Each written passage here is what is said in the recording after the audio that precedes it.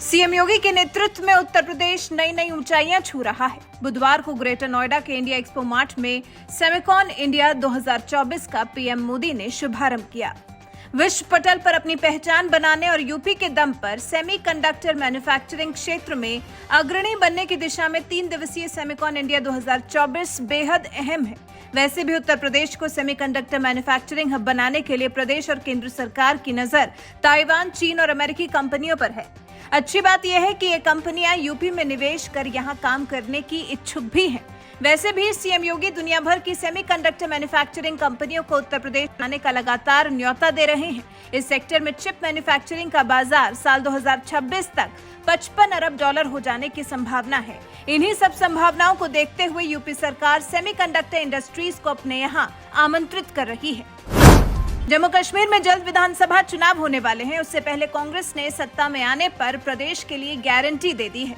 परिवार की महिला मुखिया को हर महीने 3,000 रुपए देने का वादा, 1 लाख खाली पदों पर भर्ती का वादा, परिवार के हर सदस्य को 11 किलो चावल का वादा, 25 लाख रुपए के स्वास्थ्य बीमा का वादा, स्वयं सहायता समूहों में शामिल महिलाओं को 5 लाख रुपए के ब्याज मुक्त कर्ज का वादा। कांग्रेस ने जम्मू कश्मीर के लोगों का हक छीनने का मोदी सरकार पर आरोप लगाया है और साथ ही वादा किया है कि उनको उनका हक लौटाया जाएगा। भारत के विरोध के बाद जिसने पाकिस्तान अधिकृत कश्मीर का दौरा किया, पीओके में पहुंचकर भारत के खिलाफ बयानबाजी की, हिंदू फोबिया जैसी टिप्पणियां की, अमेरिका की वो मुस्लिम सांसद लोकसभा में नेता प्रतिपक्ष राहुल गांधी के साथ फोटो खिंचाती नजर आई। मंगलवार को अमेरिका के सांसदों के दल के साथ वॉशिंगटन हाउस में राहुल गांधी ने मुलाकात की, जिसमें इल्हान उमर भी थी। अब राहुल की इस तस्वीर को लेकर बवाल मच गया है। पूरे अमेरिका में विवादित नेता के तौर पर इल्हान उमर पहचान रखती हैं। भारत के आंतरिक मामलों में अक्सर वो हस्तक्षेप करती हैं। भारत सरकार से उनकी तकरार भी रहती है। अभी हाल ही में इल्हान उमर भारत और कनाडा राजनयिक विवाद में भी कूदी थी। अब राहुल गांधी से उनकी मुलाकात को लेकर सोशल मीडिया पर सवाल उठाए जा रहे हैं। राहुल गांधी जब कहीं भी बाहर जाते हैं तो उनकी बयानबाजियों को लेकर बवाल होना तय माना जाता है। इस बार भी ऐसा ही हो रहा है। अमेरिकी दौरे पर हैं राहुल गांधी और वहां पर उन्होंने सिखों पर एक बयान दिया है, जिससे सियासी पारा चढ़ गया है। बीजेपी नेता रवनीत बिट्टू ने राहुल के सिखों पर दिए गए बयान पर आपत्ति जताई है। रवनीत ने खालिस्तानियों का जिक्र कर राहुल गांधी को घेरा है, तो वहीं उन पर कई आरोप भी लगाए। उन्होंने राहुल को खतरनाक नैरेटिव गढ़ने वाला बताया है। रवनीत बिट्टू ने कहा है, राहुल गांधी जब पहली बार नेता प्रतिपक्ष के तौर पर बाहर गए थे तो लगा था कि इस बार वो पप्पू वाली छवि से बाहर आ जाएंगे, पर वहां उन्होंने जो बात की है उससे लगता है कि वो अमेरिका, कनाडा में ही ज्यादा कंफर्टेबल महसूस करते हैं, क्योंकि उनका रहन सहन उनके जैसा ही है। रवनीत बिट्टू ने फिर ये भी कहा, ये लोग सिखों से देश के खिलाफ काम कराना चाहते हैं। जो काम पाकिस्तान और विदेशी ताकतें नहीं कर पाई, ये वो काम करना चाहते हैं।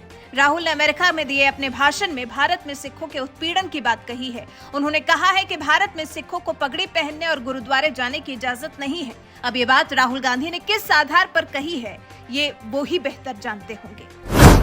कोलकाता के आरजीकर मेडिकल कॉलेज में जो हुआ, उस मामले में अभी तक जब कोई न्याय नहीं मिला है, तो फिर ट्रेनी डॉक्टर के पिता ने सीएम ममता बनर्जी पर गुस्सा निकाला है। सबसे पहले तो उन्होंने दुर्गा पूजा के दौरान उत्सव मनाने की अपील को भी संवेदनहीन बताया है। फिर कहा है, बंगाल की मुख्यमंत्री ममता बनर्जी ने मामले में कोई काम नहीं किया। ये ममता बनर्जी ही हैं जिन्होंने पश्चिम बंगाल और उसके बाहर चल रहे विरोध प्रदर्शनों के बीच उत्सव में लौटने की अपील की।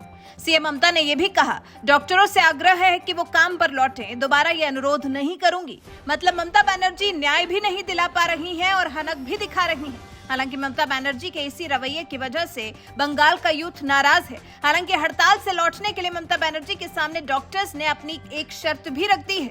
प्रदर्शनकारी डॉक्टर्स की ममता से मुलाकात की सबसे बड़ी शर्त तो यही है कि जो बैठक उनके और ममता के बीच में हो, उसका लाइव प्रसारण हो। अब ममता बनर्जी ये शर्त मानेंगी या नहीं, ये तो समय ही बताएगा। वैसे आपको बता दें, पिछले काफी लंबे वक्त से कोलकाता में स्वास्थ्य भवन, राज्य सचिवालय के बाहर डॉक्टर्स प्रदर्शन कर रहे हैं। डॉक्टर्स की मांग है कि 9 अगस्त को ट्रेनी डॉक्टर के साथ हुए रेप और मर्डर के खिलाफ कड़ी कार्रवाई हो। लोगों ने तो कोलकाता पुलिस कमिश्नर के इस्तीफे की भी मांग की है। हरियाणा विधानसभा का चुनाव नजदीक है और आम आदमी पार्टी इस चुनाव के लिए पूरा जोर लगाए हुए है। कोशिशें तो ये भी बहुत की जा रही हैं कि अरविंद केजरीवाल को बाहर लाया जा सके, लेकिन केजरीवाल की मुश्किलें हैं कि कम होने का नाम नहीं ले रही। केजरीवाल की फिर से न्यायिक हिरासत बढ़ा दी गई है। 25 सितंबर तक हिरासत बढ़ गई है। सीबीआई ने आरोप लगाया है कि आम आदमी पार्टी को एक्साइज पॉलिसी केस से जुड़े कथित घोटाले में अवैध धन से फायदा हुआ है। इन्हीं आरोपों के बाद अरविंद केजरीवाल को अभी भी जेल में ही रहना होगा।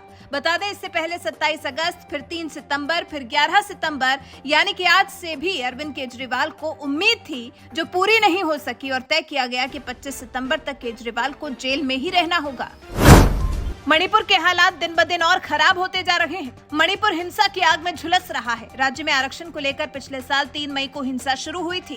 अब तक हिंसा में 200 से ज्यादा लोग मारे जा चुके हैं। हजारों लोग बेघर हुए हैं। ये हिंसा मैतेई और कुकी समुदाय के बीच है। हाल ही में कुकी उग्रवादियों ने ड्रोन से हमले किए हैं। राज्य की स्थिति फिर बिगड़ गई है। मणिपुर के 5 जिलों में इंटरनेट बंद कर दिया गया है। ऐसे में उद्धव की सेना के सदस्य संजय राउत ने भारत के जेम्स बॉन्ड कहे जाने वाले NSA अजीत डोभाल पर निशाना साधा है। शिवसेना सांसद संजय राउत ने कहा है, वो नेशनल सुरक्षा सलाहकार कौन है?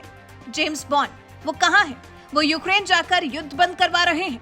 वहीं पीएम मोदी पर भी संजय राउत ने निशाना साधा है। कहा है, वो मणिपुर की सड़कों पर चलकर दिखाएं, अपने आप को भगवान बताते हैं। मणिपुर में जो कुछ भी हो रहा है उसके जिम्मेदार चंद्रबाबू नायडू और नीतीश कुमार हैं। इन लोगों की वजह से ही देश की सत्ता इनके हाथों में है। अब संजय राउत ने जो कुछ कहा है, इस बारे में आपकी क्या राय है? हमें कमेंट कर जरूर बताइएगा।